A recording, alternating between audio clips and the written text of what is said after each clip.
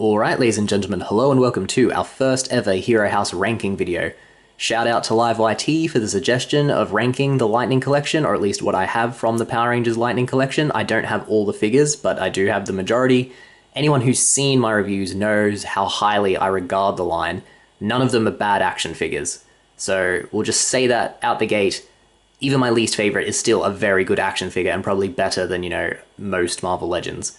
So no disrespect to any of you if I'm saying, my least favorite or one of my least favorites is one of your favorites. That's how personal taste works. You'll probably like figures far more than I do, and I'll probably like some figures far more than you do.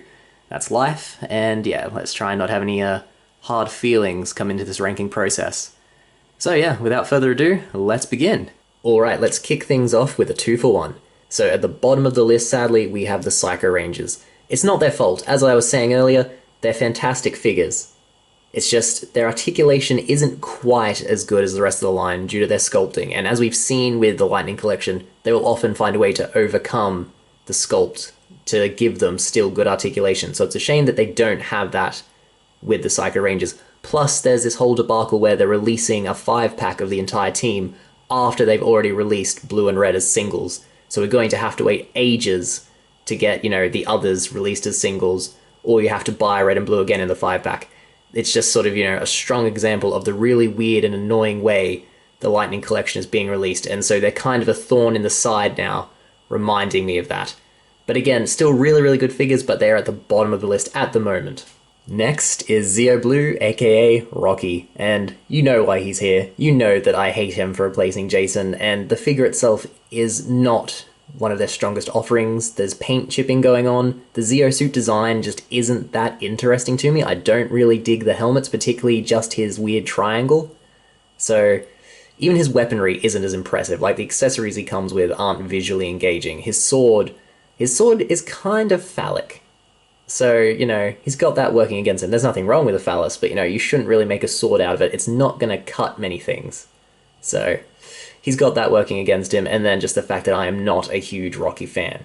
Again, still a very good figure. If you like it, good for you. He is just not up my street. Moving on. Up next is Kimberly.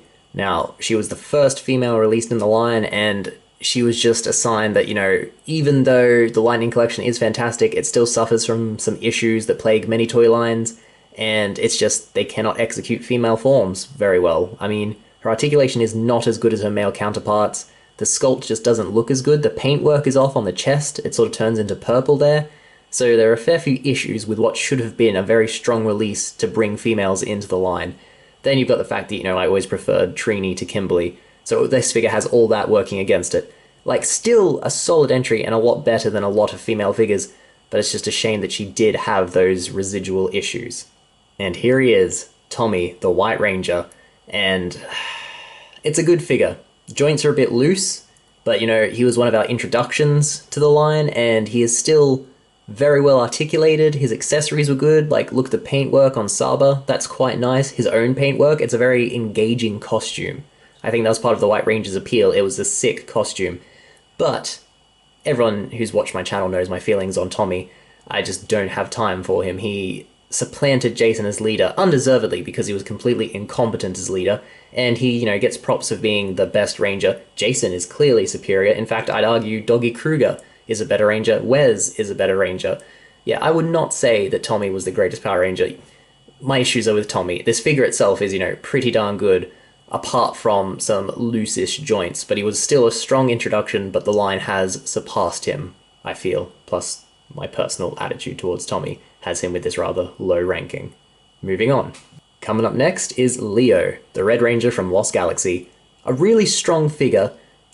The suit design from Lost Galaxy did have its issues. As we discussed in the review, the whole Charlie Brown t-shirts didn't really help, but the sword he comes with and the dagger, such beautifully painted accessories, are really eye-grabbing, and when you combine that with his unusual aesthetic, it just makes him a good figure on the shelf, and the white, the prominent white, makes him stand out amongst the sea of red we've gotten. So I feel this is when the line starts to become very strong, because he came with a flame effect as well, so he was a very well accessorized figure, so he's a delight to have. And I think the starts of where the line is becoming, a very, very great line to see. Alright, moving on. Good old Billy. A fairly new figure, but a very well executed figure. He comes with a lot of accessories, he's got the lance that's connected, he's got the two lances that are individual sides, he's got his gun, and he's got that fantastic head sculpt. The only problem is that his helmet isn't as well sculpted or painted as it could be, and that slightly lets him down, but otherwise he is a fantastic figure, and obviously Billy is one of the OG Rangers, and he, I think, is the second longest serving Ranger, so he gets mad props for that. So yeah, it's nice to have a figure of Billy. I rank this one quite highly. Coming at you now with Goldar, the first ever villain to take on a Megazord. In fact, the first villain of Power Rangers, pretty much. I mean, Rita's the big bad, but in the first episode, Goldar is the one who goes out and fights them personally, and he's the one they have to put down at the end. So there's a lot of history behind Goldar. He was in the show for ages. It's great to have a figure of him. Plus, he's showing that thing I say about the Lightning Collection where they introduce a figure with a really unique, bulky sculpt, and then dedicate themselves to keeping great articulation. He moves so well for such an intricate design. The only place he falls down is that Goldar isn't gold. The gold paint on him is so sporadic, and the rest of the time he's just kind of, a cheapish yellow. And that's such a shame, because you can see the gold on his, hip plates and things is eye-catching, and if he were that color all over, he would be an absolutely perfect figure. Yeah, really like this Goldar. Now here we have the Gold Ranger, the Jason version of the Gold Ranger, not Trey of Triforia. This is my man, this is Jason when he took over the role. And obviously, it being Jason, I adore it. It is a well-executed figure that came in the 2-pack, loads of accessories in that 2-pack. I don't think you've got as many in the actual Tree of Triforia release. So it's probably not as good a figure as this one. I don't have it, I didn't see the need to pick it up. But as you can see, the sheer level of sculpting and detail on this dude is fantastic. His things actually are gold. It's not like the, Legacy Collections one, where it was just a nasty yellow. So he is a really well done figure, interesting mask, interesting shield on the chest, and his weaponry is cool too. So really a big fan of this Jason one, but he doesn't edge out, OG Red Jason. But yeah, still a big fan. And now we have the main man himself, Lord Zed. Absolutely wonderful, wonderful figure for someone who we've needed a figure for years. He was an introduction to the line. He's such a cool, visually interesting villain. He's got some great articulation, and they included, his vents and everything. It's just so insanely detailed and was finally giving us what we needed. The only problem is his joints. In fact, this might extend to the entire first wave. His joints are a little loose, so that sort of brings him down, but on a shelf, aesthetically speaking, you could not ask for a better Zed to just be standing there. You could have painted up the, steel bits to be a bit more metallic, but again, look at this now, just look at your screen. That is a fantastic looking figure of Lord Zed. Really, really strong entry to the line, gave us something we've been wanting for years, very, very fond of him. Alright, here we come to the second part of the Jason 2-pack. Jason with the Dragon Shield. Now, Jason barely used the Dragon Shield, but when he did, it was always an amazing moment. It's so cool to see him using the Dragon Dagger and the Green Ranger powers in concert with his own powers. And it was basically him at his best, because when he had the Dragon Shield, that means Tommy was removed, so he wasn't having to share the limelight. So yeah, it's nice to have this figure. He looks really good on a shelf. The red and gold is always a strong combination, and then you've got that little hint of green on the dagger. Yeah, good accessories, well done all round, came with the extra head sculpts, just really, really good, but again, I prefer completely OG vanilla Jason, who will be ahead of him on the list. Moving on. And here we have the Ranger Slayer. Again, fairly new figure, but just really, really well done. That sort of unique design, the cape, the arms, the bow, the helmet, it's everything, the Kimberly figure should have been and how well it was executed. If this had been their first female entry to the line, it would have been such a good promise of things to come. I'm still glad we got it fairly early into the line's life. And it shows, even though they're running out of Mighty Morphin Rangers to use, there's going to be no shortage of interesting and sick designs coming our way. Yeah, big fan of this Ranger Slayer figure. Definitely pick it up if you can find it. What's that you say? Jason's not number one? No, he's not. I mean, I love the character, I love the figure we got of him. but there are just some other elements of other Lightning Collection figures that just somehow rise above his. I enjoy, like, this Jason figure immensely. He came with some great accessories, but his accessories didn't make as much sense as they could have. I mean, the energy effect that we got that goes on his sword is nice, but it should have been red. He should have had the red energy sheath from when he was fighting Tommy. That would have been, an amazing accessory that would have elevated him straight to the top easily. But we didn't. We got the weird blue lightning thing that doesn't really suit him.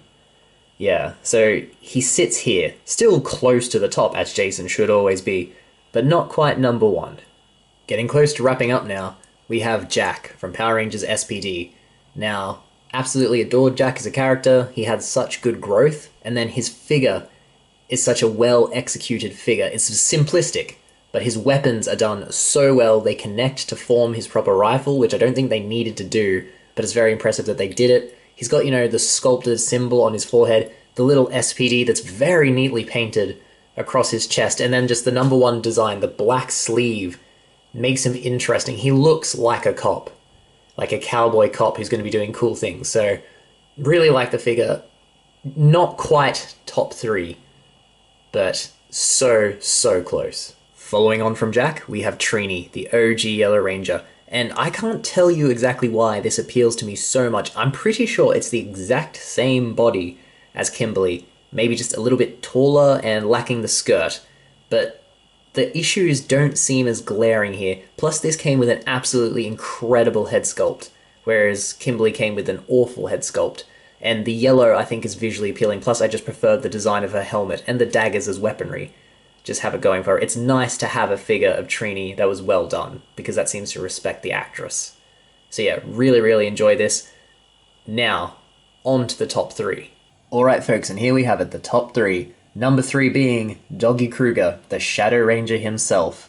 Now, honestly, this is one of the coolest costumes we have in Power Rangers, and Doggy Kruger is one of the coolest characters we have from Power Rangers. He's just played completely straight. He's a talking dog, but he's absolutely sick. And his uniform, like, look at the sculpt on this bad boy, look at the paintwork, he just pops on the shelf. Also, he's tall. I think he's still the tallest, character to come from the Lightning Collection, which suits because Doggy Kruger was, 7 feet tall. So he is just a very well-executed, representation of the figure, and it's a really cool character to have, especially since we got him in the first wave. This is the figure you got from Wave 1, where you were like, holy shit, this is going to be something special. Yeah, Zed did the same thing, but Doggy Kruger, I think, is just aesthetically even better than Zed. Yeah, definitely my top 3 character, and, am surprised that he was dethroned so quickly by number 2 and number 1. So, let's dive on to them. So, number 2, and I'm surprised he's number 2. I was not expecting him to be, surpassed at any stage, and I'm surprised by who did actually surpass him. But we'll get to that. So, as you can see, this is the Magna Defender from Lost Galaxy, and he represents the pinnacle of what the Lightning Collection is to me, because look at his armor, look at his design. For a lot of characters, he would be so hindered in terms of movement, but he's not at all. I mean, they've got these pauldrons on their own little joint things, so they just swivel up completely, they're not damaged by moving him. It's just great in terms of the arm articulation. The sculpting on his chest armor is so good, the paintwork is so crisp, he's got a badass cape. He's got the sword, but he's also got the gun. It comes with a sheath. His accessories are just fantastic. His design is fantastic. His articulation is fantastic. And plus, Magna Defender was a compelling, one of the darkest characters. I mean, the guy's whole motivation is that his kid was murdered in front of his eyes, and he wants revenge. That is sick. Well, not a good thing to happen, obviously, but it's interesting character motivation, and they actually went places with it, which was, rare for Power Rangers at the time, so a lot of nostalgia attached to the character as well. Definitely a strong number 2. Would have been the pinnacle of the line, except this other dude has just somehow snuck through, and I find him delightful, and thus he is my favorite. So without further ado, number 1. Yep, that's right. Number 1 is Wes, the Red Ranger from Power Rangers Time Force. Why is this figure number 1? I honestly can't really tell you in anything that seems like a justification. I mean, just from a pure, maybe objective standpoint, a lot of the figures in the Lightning Collection are better executed, better sculpted, better painted. It's just, they've done the face sculpt really well. And then he comes with this thumbs up hand, and honestly, it may just be the thumbs up hand that makes it. I have him in this pose on my mantelpiece, front and center, because it's just a great way to start your day, is you walk into a room and you've just got a dude giving you a thumbs up. You know, I feel that's a good sort of attitude to have in life. Be relaxed, be chill, everything's going to be okay. And yeah, I think he's just earned his place as the top of the Lightning Collection for me with that, because yeah, I absolutely adore this little dude, and I can't give you any reasons beyond that. I will, like, full on say that I didn't even give him a perfect 5 out of 5, I don't think, because he has some sloppy paintwork. But, you know, action figures do come down to just what you enjoy the most out of that figure, and even if it's not technically perfect, you are fully entitled to enjoy it. And I enjoy Wes. He's, in fact, my favourite entry in the Lightning Collection so far. And there you have it, folks. That is my official ranking of the Lightning Collection. Here's my top 3. As you can see, all of them really great figures. I think they do just show off the versatility and diversity of the line. Like, Wes is the slapped my camera there. Wes has, you know, the basic Ranger body, but the paintwork, the character that comes with it, that thumbs up, fantastic. Magna Defender shows off the sheer level of detail they're willing to put into these characters, you know, the innovations in articulation. And then Doggy Kruger, which just shows, you know, they'll give us characters we haven't gotten before, but sorely need. And they'll do it early on in the line, and they'll do an amazing job. Like, they show respect to characters who might not necessarily be super popular or well-known, but if they know there are fans who do care about it, they will put the effort in. Just a really, really strong line, and I'm always excited to see where the Lightning Collection is going. The Omega Ranger that's going to come with his vehicle, it's exciting that you're introducing vehicles into, you know, the line, because Power Rangers is all about them Zords and vehicles. So if we could get those to match these figure releases, that would be very, like, fantastic and exciting. So yeah, thank you for watching. I hope this was entertaining. Shout out again to Live YT. Good idea. I had fun doing this. Yeah, please like and subscribe, and hopefully I'll see you again. All the best. Bye.